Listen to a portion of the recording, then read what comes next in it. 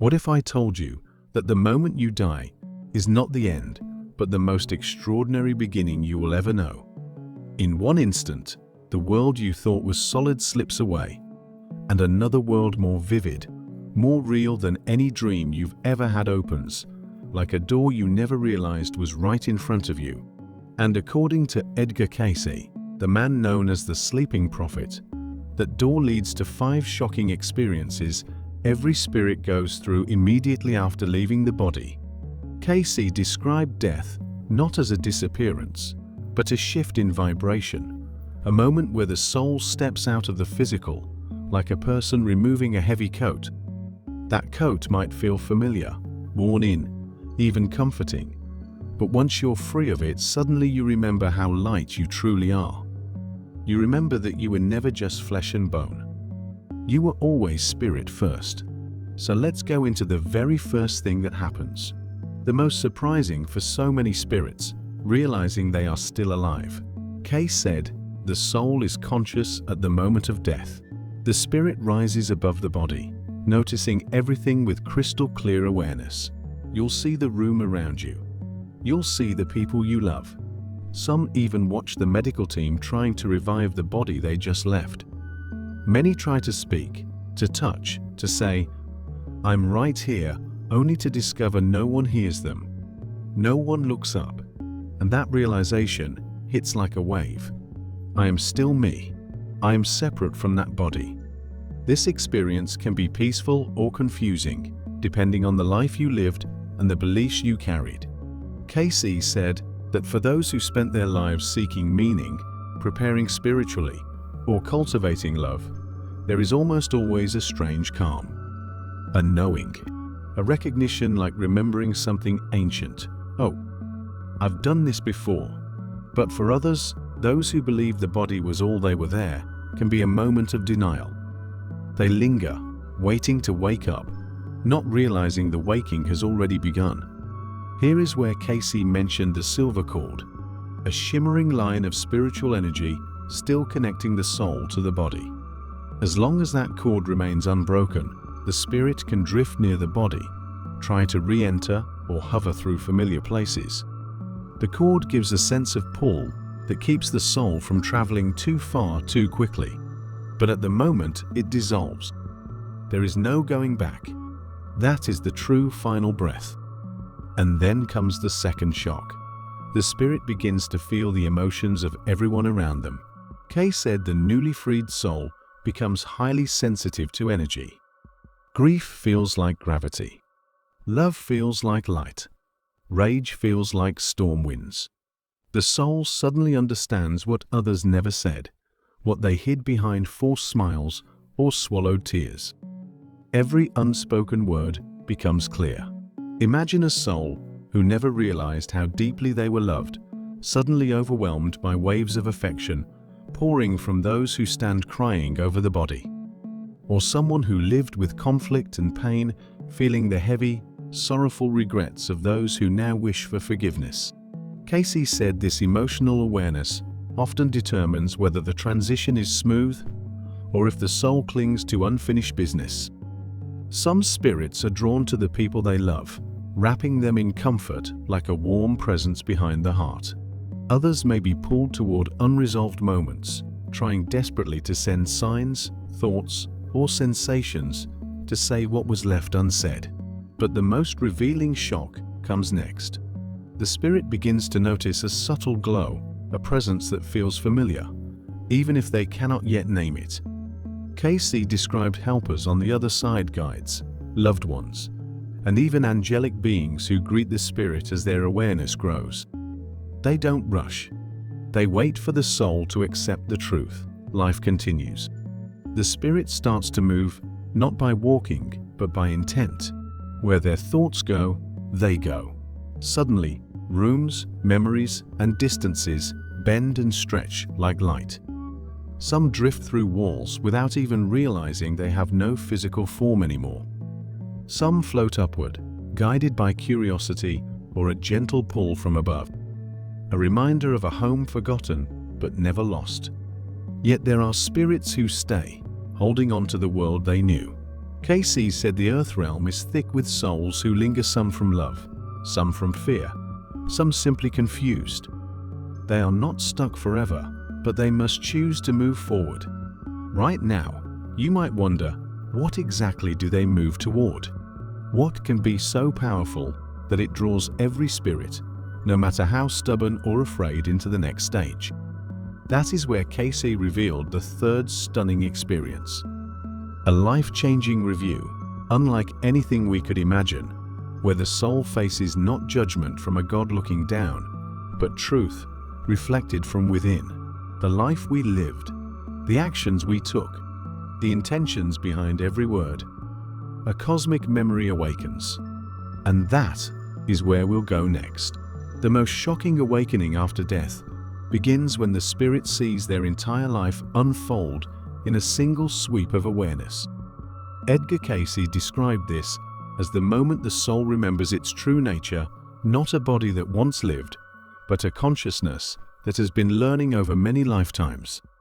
In this panoramic review, every decision, every intention, and every hidden thought becomes visible not as punishment, but as understanding. There is no judge pointing a finger, no booming voice calling for guilt or shame. The spirit becomes its own witness. You feel what others felt because of you. You celebrate every kindness you ever gave, even the ones you forgot, especially the ones you forgot.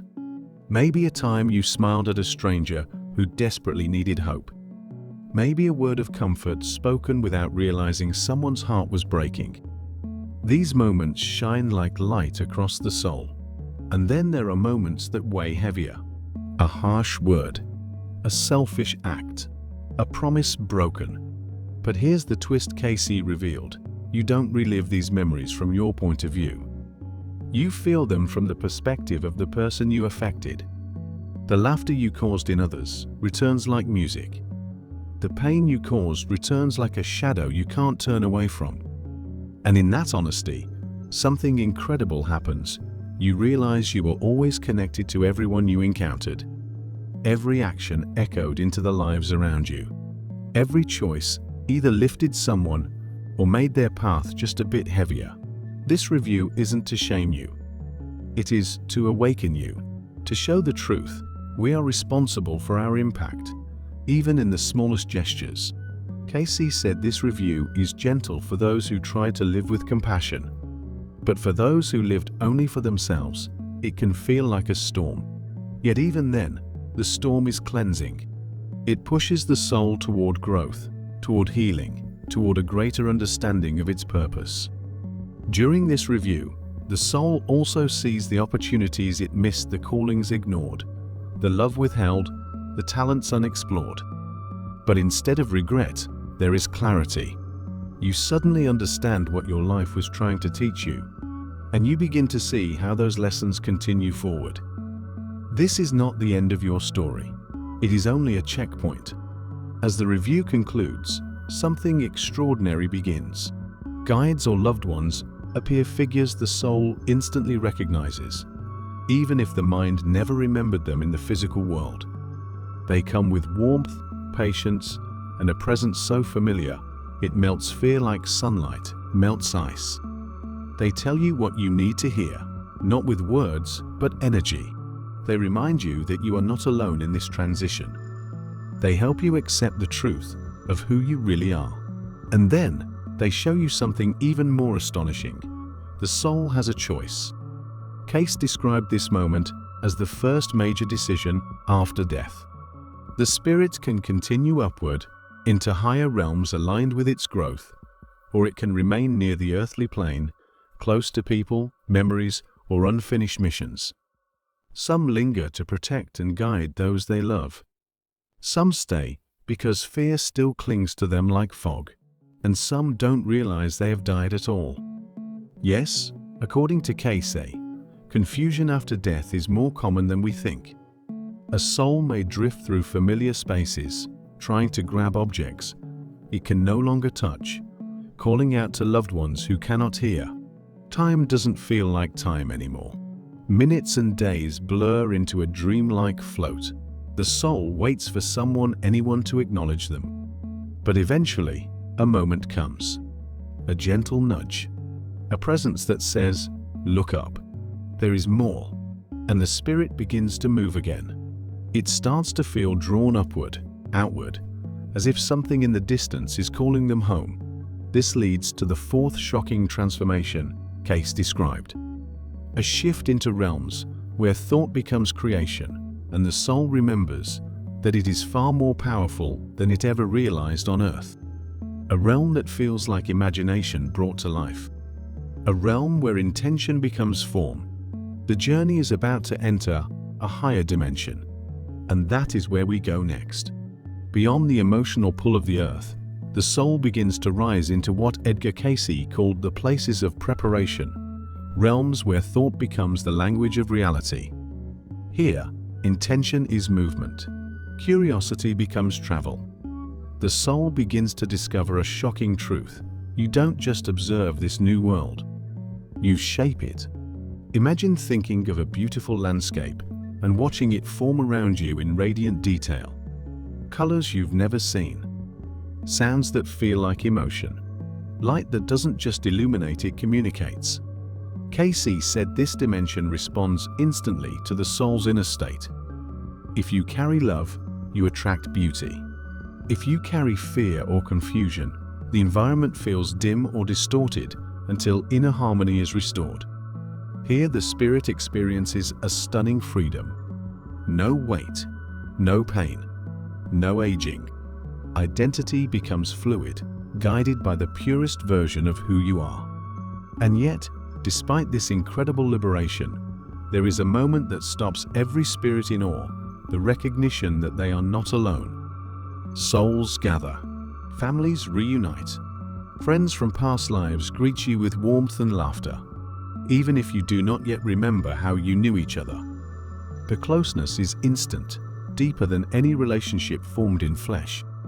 It is like remembering a song you have always known, but forgot to hum. Cayce described these meetings as essential because love serves as a compass here. The spirit is surrounded by those who encourage growth, who help the soul understand the lessons that still wait ahead. Here, no one judges or condemns. Guidance arrives gently, like a hand on your back saying, "Come with us, you're safe now." But then another revelation. As memory expands, the soul becomes aware of previous journeys on earth and other realms, lives stacked like pages in a book, waiting to be read. You begin to realize that the lifetime you just left was part of a much larger story, one with a purpose. The people you loved, the challenges you faced, the heartbreaks that shaped you, all threads woven into your evolution. Cayce said, the soul may review not just the life it lived, but glimpses of what it came here to accomplish, the spiritual goals, the karmic ties, the promises made long before birth. And when those goals were abandoned or disrupted, it becomes clear why certain experiences hurt so deeply. They were the wake-up calls you once requested. This understanding brings a peace no words can describe. The soul sees its progress, its strengths, its courage. The victories that seemed small suddenly look immense from this higher view. Every act of forgiveness, every sacrifice of ego, every time you chose kindness over resentment, they shine like celestial milestones on your path. But after this peace, a new responsibility appears. From these higher realms, the spirit encounters a state of creation where thought carries moral consequence. If you dwell on fear, echoes form around you. If you cling to anger, shadows appear, not to punish, but to reveal. Here, the soul must face and dissolve any unresolved energy it carried out of the body. This is why Cayce say, some spirits struggle to rise. They may be weighed down by attachments, addictions, or guilt they refuse to release. They may build a world that reflects their turmoil, and if they cannot evolve within it, guides intervene. They offer support, insight, healing. They wait for the moment the soul chooses to rise again, because no soul is abandoned. And once the spirit is ready, once it has embraced love over fear, the most astonishing stage arrives. A sense of calling, not outward but inward, like a light awakening inside the heart of the soul itself. A presence approaches. Cayce described it as an encounter with a higher consciousness, sometimes felt as an overwhelming warmth, sometimes seen as brilliant light, sometimes recognized as a being that has guided the soul across many lifetimes. Some call it an angel. Some call it a master teacher. Some simply call it home. This presence doesn't speak with words. It communicates through instant knowing. You understand who you truly are, a spark of the divine, limitless and ancient. You recognize that Earth was never a cage, it was a classroom. And death was never a defeat, it was graduation into a wider reality. But the journey is not finished. Because here, the soul learns something that changes everything. There is a destiny ahead. A purpose still unfolding. An opportunity to help others, to heal old wounds, or to take on new lessons in realms of even greater beauty. And as this revelation deepens, the fifth and final shock awaits. The spirit is offered a choice that shapes the future of its eternal path. That is where the story continues next. With its purpose awakening, the soul stands at the threshold of the most astonishing realization yet. Life continues by choice. Edgar Cayce said no soul is forced into anything after death. The spirit is guided, supported, and deeply understood, but always free.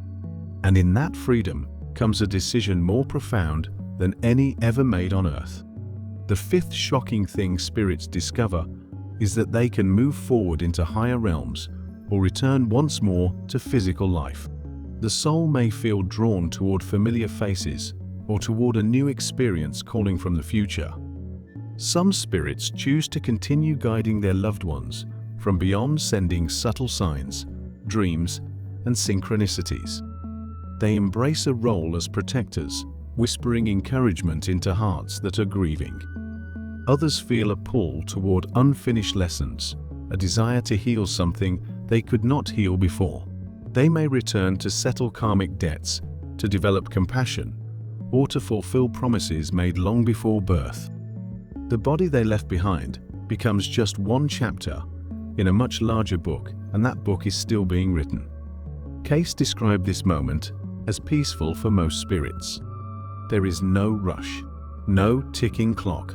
The soul is allowed to reflect, to rest, to grow. It begins to understand that every lifetime is purposeful, even the ones filled with suffering. Pain becomes wisdom. Loss becomes empathy. Mistakes become stepping stones toward higher consciousness. And then, as clarity expands like a sunrise, the soul recognizes something else, a truth hidden behind the veil of earthly life. We are not separate from the divine. We are expressions of it. Every soul is a spark of the same eternal light, exploring existence through endless forms. This realization dissolves fear. Death is no longer a threat, it is a transition, a return, a continuation. The soul laughs at the idea that life could ever truly end. It knows now that love is the only thing that survives every realm. Love is the bridge. Love is the memory. Love is the language that every soul understands the moment they awaken. For some spirits, this understanding opens a brilliant path into higher dimensions, realms of harmony, where creativity, knowledge, and compassion flow like starlight. Here, the soul continues evolving, learning, contributing, and becoming more radiant with every step. These are the places Cayce called homes of the spirit. Not a final destination, but a rest between journeys. Other souls choose to stay connected to those still living. They linger close, not out of fear, but devotion. They visit when you think of them.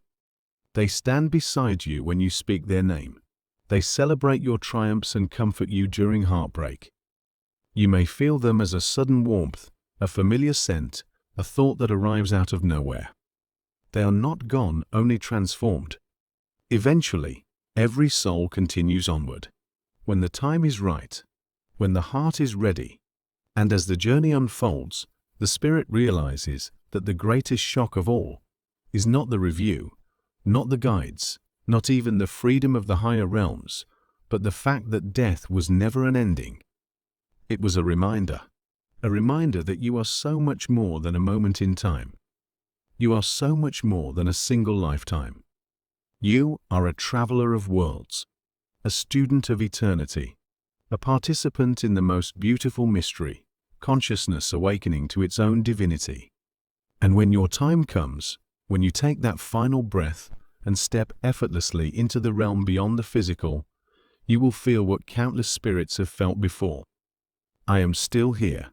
I am still me. And my story has just begun. So the next time you look at the sky and wonder if someone you loved is still with you, listen closely. They are watching, guiding, growing, and waiting for the moment when you too remember who you truly are. Life is eternal. Love is eternal. And every soul goes on,